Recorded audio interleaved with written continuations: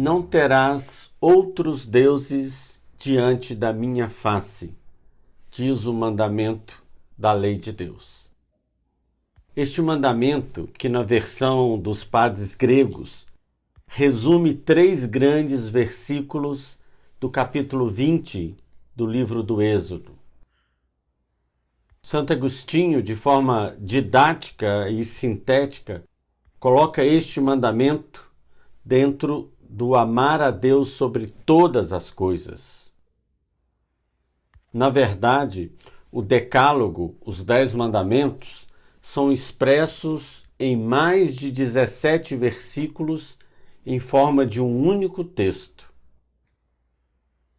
O próprio Jesus resume este mandamento quando está sendo tentado pelo diabo, dizendo: está escrito, somente a Deus é que deves adorar. Mas o que está em jogo aqui realmente? Deus pede uma relação de fidelidade, e isso para o nosso próprio bem. Eu sou o professor Camilo de Leles e vamos entender agora o mistério dessa relação de um Deus com as suas criaturas. A proibição de se fazer imagens para fins de adoração, o que seria um ídolo, nos desviaria da face de Deus. Deus proíbe criar imagens, dando-lhes vida, e isso é um ídolo. É o que eu expliquei em um vídeo, a diferença de uma imagem para um ídolo. Ídolo é tudo aquilo que ocupa o lugar de Deus, aquilo que cresce demais e não deixa espaço para Deus. E como nós vamos ver, nem para nós mesmos ele deixa espaço. O problema não são imagens, porque nós precisamos delas. E uma imagem não é só uma estátua de madeira ou de resina. Uma pintura é imagem. Uma fotografia é imagem. Dinheiro é imagem. A tela de uma televisão ou de um computador é imagem. Terno e gravata é imagem. A Bíblia, o livro, é imagem, é um símbolo. E mais ainda, eu tenho também uma imagem dentro de mim, que é o meu ego. Eu tenho uma imagem de mim mesmo. Então, qualquer uma dessas imagens podem crescer dentro de mim, na minha vida, e se tornar um ídolo. Ou seja, uma barreira que me impede de chegar a Deus, de chegar a mim mesmo, e acaba me prendendo ao próprio ídolo. Porque a imagem é um símbolo. Ela é transparente, ela é um meio para você ir mais longe. Assim como a fotografia de um filho ausente que a mãe coloca em seu quarto para matar um pouco a saudade, se revela como uma imagem. Imagine agora que o filho chega de viagem e a mãe continue no quarto, olhando para a fotografia, sem se encontrar com o filho. Então, esta imagem, neste momento, esta fotografia, se tornou um ídolo. O ponto-chave deste mandamento é idolatria. Idolatria que é a junção de 2 palavras, ídolo mais latria. Latria seria aquele culto, no sentido de algo extremado. E falar de idolatria em pleno século XXI parece algo extemporâneo, parece algo fora da realidade. Porque idolatria nos remete àquele povo antigo fazendo bezerro de ouro, adorando outros deuses.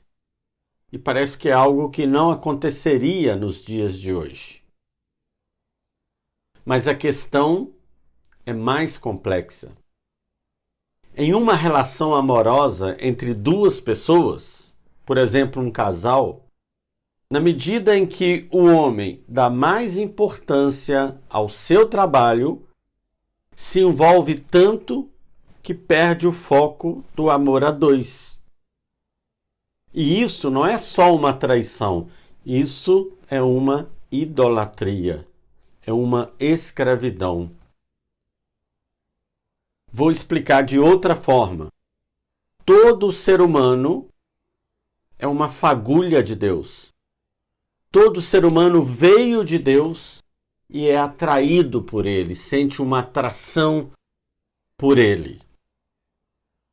Adorar, que vem do verbo grego proskunel, e proskunel é amar extremosamente, de forma extremada. Adorar em grego é prostrar-se. É o mesmo sentido da palavra hebraica sachá. O que é prostrar-se diante de alguém?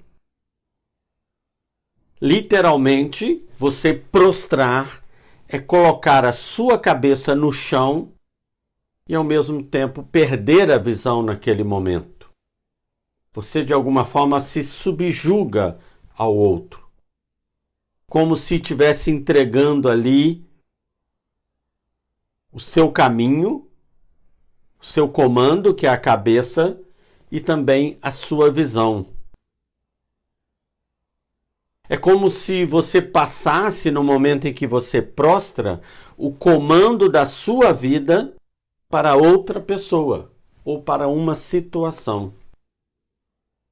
Você estaria ali entregando a sua cabeça, a sua forma de ver. Então, aquele marido que idolatrava o trabalho, ele passa a ser comandado pelo trabalho. Ou seja, ele não é mais sujeito. E Deus nos fez para sermos sujeitos, para sermos livres. Agora você começa a entender o que é um ídolo, o que é idolatria. Porque, veja bem, o ídolo, ele pode ser o trabalho, pode ser o dinheiro, pode ser o sexo, pode ser um bem, um imóvel. Mas, se você não idolatrar nenhuma dessas coisas, não respire aliviado ainda. Tem outras coisas além dessas que nós idolatramos até mesmo sem percebermos. Vamos à nova lista, então. Eu posso idolatrar o marido, a esposa, o namorado, a namorada. Eu posso idolatrar os filhos. Eu posso idolatrar um hobby. Eu posso idolatrar a ciência. Ciência se torna o meu bezerro de ouro.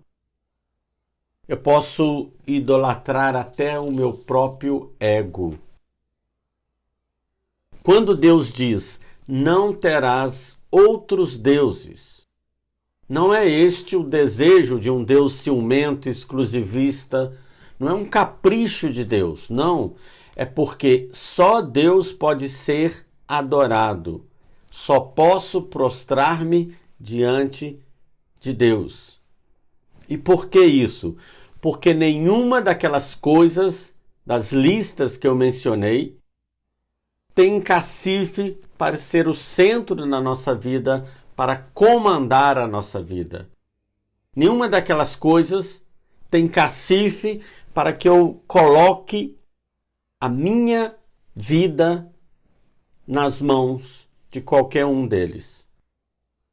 Quando idolatramos algo, nos despersonalizamos. deixamos de ser nós mesmos e ficamos escravos, presos. Mas quando eu absolutizo Deus, e isto não é fanatismo, fanatismo é outra coisa. Quando eu absolutizo Deus, eu me prostro perante Deus, quando eu adoro Deus, aí eu passo a lidar com toda aquela lista que nós mencionamos de uma forma equilibrada. Ou seja, quando eu coloco Deus como centro da minha vida, Deus vai me dar todos aqueles relacionamentos. E eu vou me relacionar com o sexo, com o dinheiro, com tudo aquilo de forma equilibrada. Porque como eu me abasteci com Deus, porque eu lido com Deus face a face, eu bebo da presença de Deus, porque eu me prostro diante de Deus, então Ele me conduz para mim mesmo, Ele me chama a ser sujeito da minha própria história e me torna cada vez mais livre. A única adoração que não escraviza é aquela que é dirigida a Deus. Aqui que nós encontramos o nosso segundo desafio, que é romper com caminhos escravizantes. Caminhos que eu fui criando e depois eles começam a mandar em mim, eles começam a ditar o ritmo da minha vida. E os ídolos, eles são criados aos poucos. E eles vão se tornando hábitos e quando eu percebo eu já estou escravo. Até mesmo uma ideia fixa pode se tornar um ídolo. Um preconceito que me acompanha há anos já pode ter caráter de ídolo, já pode estar dirigindo a minha vida. E aqui agora eu faço uma provocação. Não seja simplista e inocente. Adorar algo não é fisicamente se ajoelhar em frente a uma imagem ou a uma pessoa. Não acho que isso é adorar. Mesmo porque ajoelhar não é sinal de adoração, mas de humildade. Se ajoelhar é o reconhecimento de um valor grande naquela pessoa. Colocar os joelhos no chão é se voltar humildemente para a terra para começar de novo, para aprender. Então, adorar não é simplesmente se ajoelhar fisicamente, muito menos beijar ou passar a mão em um símbolo. Isso são ações normais, pois somos seres psicossomáticos, ou seja, precisamos tocar, precisamos muitas vezes sentir com os sentidos, com os vários sentidos do nosso ser.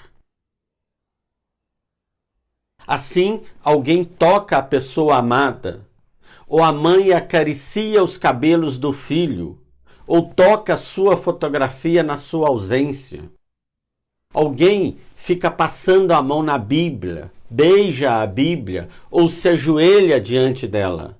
Isto não é adoração. A adoração não é um gesto, é uma postura interior. Adoração é o que nos tira do caminho de Deus. Que me tira do caminho a mim mesmo. O nosso desafio é romper com essas posturas escravizantes. Quebrar os ídolos que carrego secretamente dentro de mim. Aquele povo no deserto que fez o bezerro de ouro não teve paciência de esperar Moisés descer do Monte Sinai. Então cada um ali deu o seu anel, deu um brinco de ouro, uma pulseira e construíram um bezerro de ouro para que esse bezerro, um ídolo, os guiasse no deserto. Colocavam comida para ele e diziam: este bezerro vai nos guiar no deserto. Eles pegaram o caminho mais fácil do que servir a Javé. Criaram o seu próprio Deus. E o nosso ídolo, muitas vezes, é isso. É o caminho mais fácil. É buscar o atalho. Muitas vezes nós idolatramos o mais fácil e passamos a vida buscando o mais fácil, o mais rápido. Como vou romper com esses caminhos que nos escravizam? Como me livrar da idolatria? E a resposta é uma só: manter-se ligado a Deus, face a face. Se você tiver uma espiritualidade profunda com Deus, estará satisfeito, preenchido e não precisará criar ídolos, atalhos, criar apoios que mais lhes escravizam do que lhes ajudam. Converse com Deus de forma pessoal. Veja bem, Deus é uma pessoa. Você pode até brigar com Deus. Questione Deus. Trate Ele como uma pessoa, face a face. Você marca horário para quase tudo. E sua agenda ajuda você a priorizar o que é mais importante. Te ajuda a não deixar de fazer o essencial. Então marque hora para se encontrar com Deus. Pode ser 5 minutos, mas já é um encontro. Mesmo porque o tempo de Deus é outro. 5 minutos apenas podem fazer a diferença no seu dia. E se você preferir, não precisa nem falar nada, só escute. Aliás, oração é mais escuta do que fala. Marque então um horário com Deus, sente-se naquela cadeira, no local que você escolheu e diga: Senhor, estou aqui. E fique em silêncio. Feche os olhos. Depois de 5 minutos você sai.